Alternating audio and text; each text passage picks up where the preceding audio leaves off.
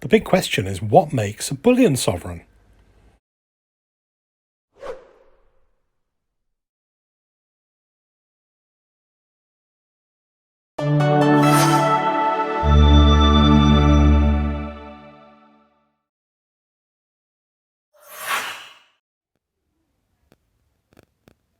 Hey everybody, my name's Numi, and today we're going to talk about bullion sovereigns for a change. Now, you've seen quite a few of my videos, and they're always talking about, the sovereigns to buy, the ones that have a premium, the sovereigns with a numismatic value. And today we're going to take the opposite route. And the question today is, what makes a bullion sovereign, and what makes one sovereign worth just a little bit more than another sovereign? Why do I say that? Because the sovereign is traditionally a bullion coin, and it's worth its gold weight. If we have a look at this little sovereign here, we can see this is a typical example of a bullion sovereign. It's just under an ounce of gold.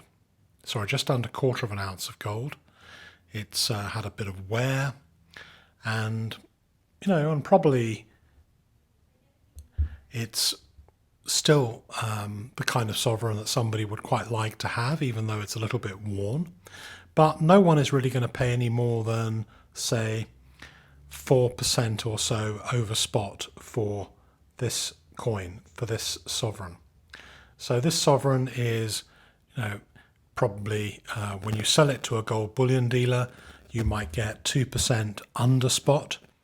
When you sell it, when you buy it from a gold bullion dealer, you'll probably have to pay anything between 3 and 5%, maybe 4% over spot. So this can be traded all day long, every day, and there's a margin of around about 6%.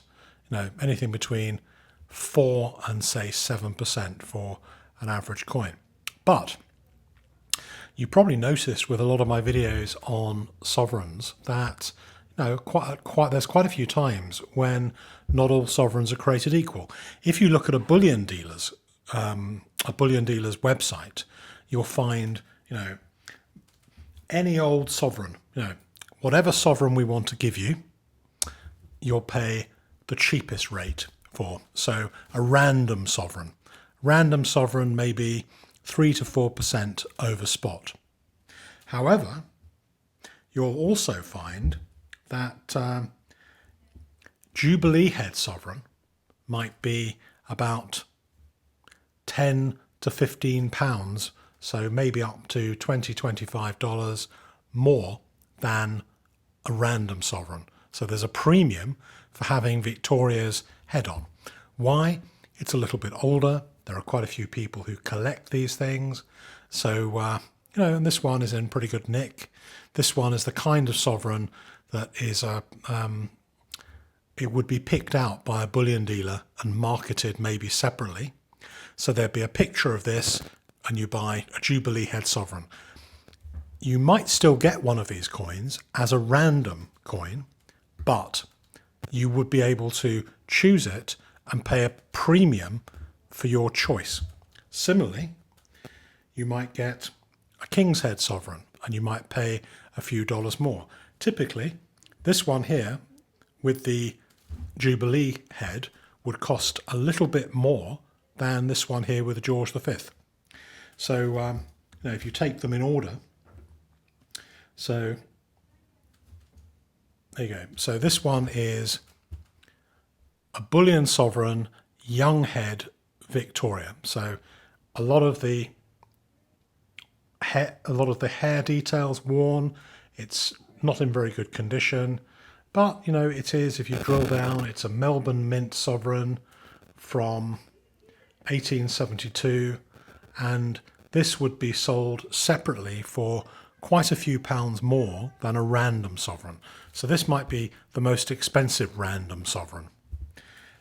You might find that the one with the Jubilee head on would be a little bit less expensive than the one with the young head on. Then you might find the one with George VI 6 would be a little bit less expensive than the one with the Jubilee head. What other examples are there here? Let's have a look. Oh yeah. So then from 1957 you had these Queen Elizabeth sovereigns. Now I think there's actually quite a bit of demand for those, and they tend to be a little bit more expensive than this one. That one tends to be probably the cheapest. Maybe queens are more expensive than kings, I don't know, but the Queen Elizabeth sovereign can be either given to you as a random sovereign, as I said before, or it can be another £10–15 to buy one with a Queen Elizabeth head on.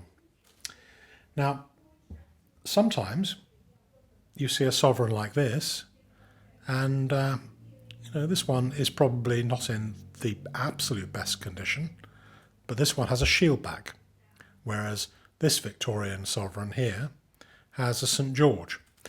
Now, other things being equal, the St George would often be about £20 to £30 or £40 cheaper than the one with the shield back. So you can reckon on £230 odd for a random sovereign, 250 for, say, this one here, between 235 and 260 for this one. But this one would usually be a minimum of 275 and quite often 295, 300. And these shieldbacks can sell on eBay for anything between 310, 320 and thousands depending on date and any other things. So what makes one worth more than the other? There is an amount of collectability even amongst bullion sovereigns. If you buy a job lot of bullion sovereigns, you'll often find hidden in this job lot a gem.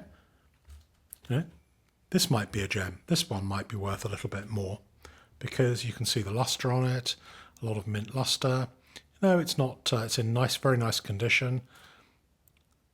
There you go. What's that? 1928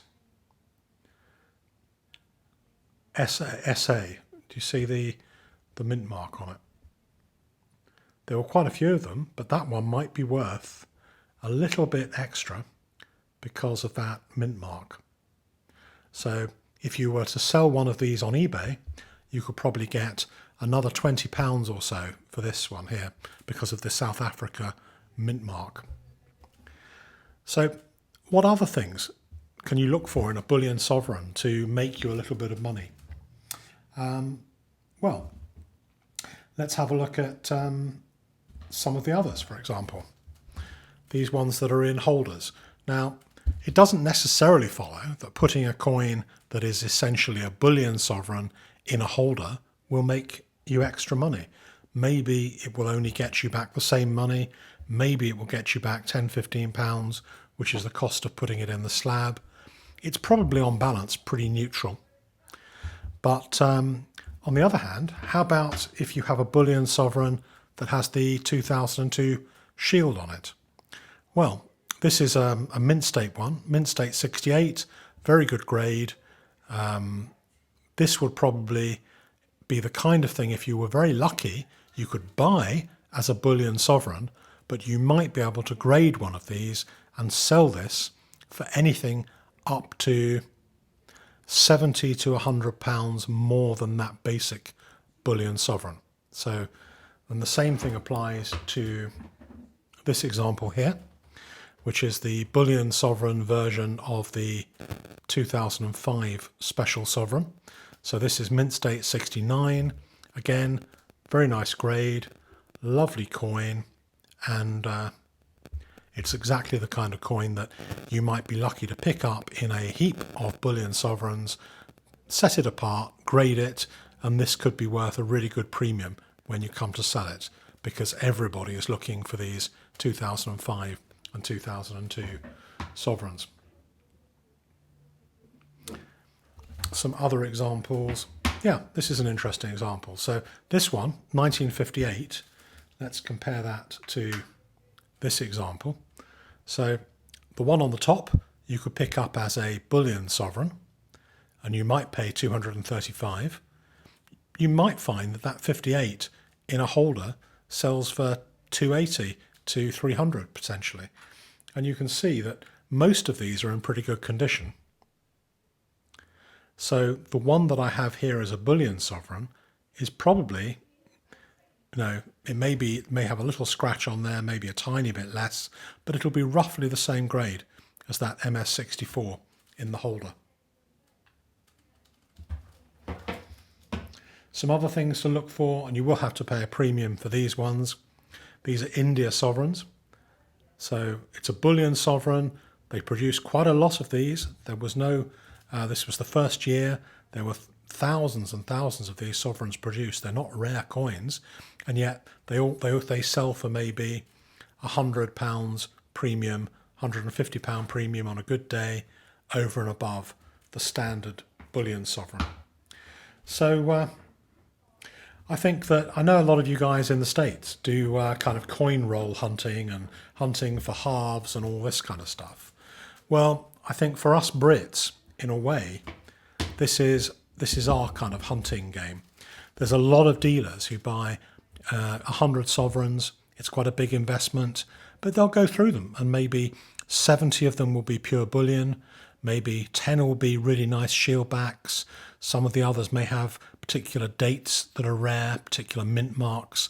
And, it's the way a lot of the dealers make money is by taking a look through these bulk sovereigns that come up at auction. Sometimes they can be bought for bullion at auction, and you can often find amazing gems. Copy of the gold sovereign by Marsh or Spink, Coins of England, and go through that and have the pleasure of finding a rare date, or maybe a very rare date in a batch of sovereigns that nobody has spotted. So it's a little bit about the bullion end of the sovereign market. Hope you enjoyed that. Please like, subscribe, and let me know how you feel. If you do like sovereigns, which end of the market are you? Are you bullion, or are you numismatic, or maybe a little bit of both? And if you don't like sovereigns, what do you prefer? Maybe apart from American gold eagles or Chinese pandas, what's your favorite bullion type gold coin?